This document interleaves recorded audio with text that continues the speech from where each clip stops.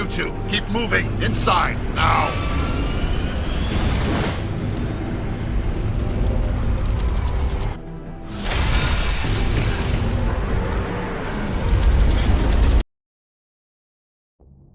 The SSV Normandy SR-1 was a Systems Alliance starship. She is a prototype deep scout frigate, first of the Normandy class, co-developed by the Alliance and the Turian hierarchy with the sponsorship of the Citadel Council. The craft is optimized for solo reconnaissance missions deep within unstable regions, using state-of-the-art stealth technology powered by an experimental drive core. The vessel is a testament to the growing cooperation between the Alliance and the Turian hierarchy. It had only been 26 years since the two races clashed upon first contact. This conflict was known to the Alliance as the First Contact War and to the Turians as the Really 314 incident. There was also controversy in the Alliance military, as many believed that the costs associated with the project would be better placed in a more standard craft such as a frigate or another cruiser. Commissioned in 2183, the Normandy was initially commanded by an Alliance officer named Eli Zander. After Zander came into conflict with Turian engineer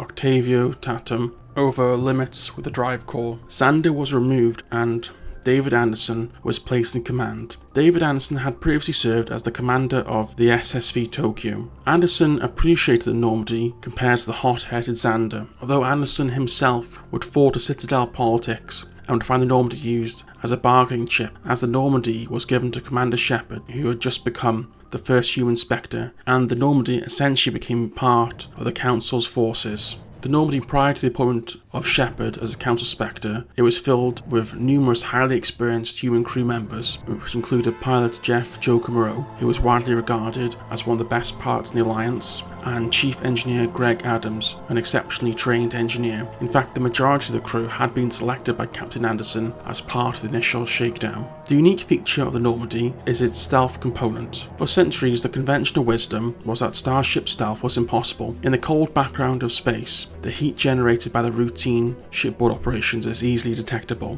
while the Normandy is able to temporarily store this heat in lithium heat sinks deep within the hull. The stealth system does have a few limitations. The system doesn't operate during FTL flight because this pushes the emissions beyond the sink's ability to store, and while out of FTL, any visual scan, i.e. looking out a window, would reveal them.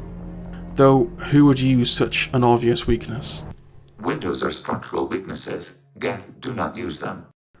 Of course, this is rare, since most ships rely on scanners rather than visual contact, and spotting another ship in space is difficult. The Normandy can go into silent running for around 2 to 3 hours, or drift passively through a system for days before having to vent and give away her position. The stored heat must eventually be radiated, or it will build up to levels capable of cooking the crew alive. The stealth system is powered by an experimental piece of equipment called the Tantalus Drive Core, which is proportionally about twice the size of another ship's core. As the pilot, Joker does state that the oversized drive core does affect the Normandy's balance, but it's nothing he can't handle. The Tantalus drive generates mass concentrations that the Normandy falls into, allowing her to move without the use of heat-emitting thrusters. The core not only makes the Normandy quiet and fast, but also means she can run at FDL speed for much longer before having to discharge the drive. The Normandy class is designed for close-range combat, as its armaments are a loadout of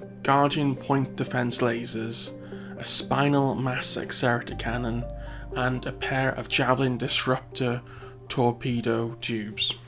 The Normandy is equipped with layers of armour designed to boil away when struck by directed energy weapons. While this plating does provide some protection against energy-based weapons, the task of negating direct impacts from solid objects and ballistic projectiles fall to the vessel's connected barriers, which are able to endure a small amount of damage should a hostile ship overcome the frigate's evasive agility. So despite it not being her primary role, the Normandy can still pack a punch if needed. The Normandy is built upon 3 main decks. The command deck, which contains the bridge, in the bow, the airlock, the CIC, and the comms room towards the stern. The comm room also serves as a conference room for debriefing after missions and allows Shepard to privately consult with the Citadel Council. The Command Information Center, or CIC, of the Normandy is unusual. Alliance ships usually place commanding officers in the middle of the room to facilitate communication with subordinates, but the CO station in the Normandy's CIC is at the back. This is because the Normandy has a Turian design, and the commanders prefer to look over their subordinates rather than be in the midst of them. The engineers wanted to observe how well it functioned within the human command structure. When necessary, the Normandy's officers can utilize unique suit radios to communicate with the ship's operators. The cockpit area is actually equipped with an internal kinetic barrier designed to protect the pilot from exposure to vacuum if air pressure is lost in the CIC. The quarters. So this is the location of the Normandy's habitable decks, containing the mess, crew sleeper pods, and the captain's private cabin and office, escape hatches, and the medical room. Engineering and storage. Normandy's lower deck includes an armory cargo bay containing vessels embarked upon the Normandy such as the Mako,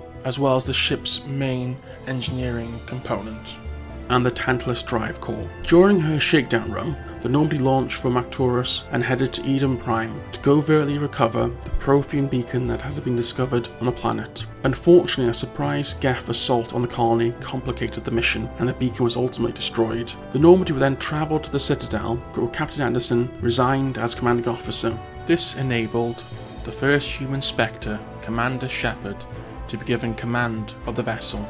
Though Shepard works for the Council, the Normandy is still considered to be under Alliance jurisdiction, and her unique design means Shepard is often asked to complete missions for Admiral Stephen Hackett, especially those requiring discretion. Retaining the highly experienced crew of the Normandy saves the vessel several times during Shepard's missions for the Council. For example, providing extraction from Ferrum, dropping the Mako under the radar of the AA guns on Vermeer, avoiding the subsequent nuclear explosion on Vermeer, performing a supposedly impossible Mako insertion on Ilos, among other tasks. When Shepard's target Saren had fled into the Terminus systems, the Normandy was the perfect craft to take a risk in the system. After breaking free of the Council lockdown at the Normandy and the Citadel, the Normandy was able to help Shepard get to Ilos, where Joker completed a risky maneuver to drop off the Mako.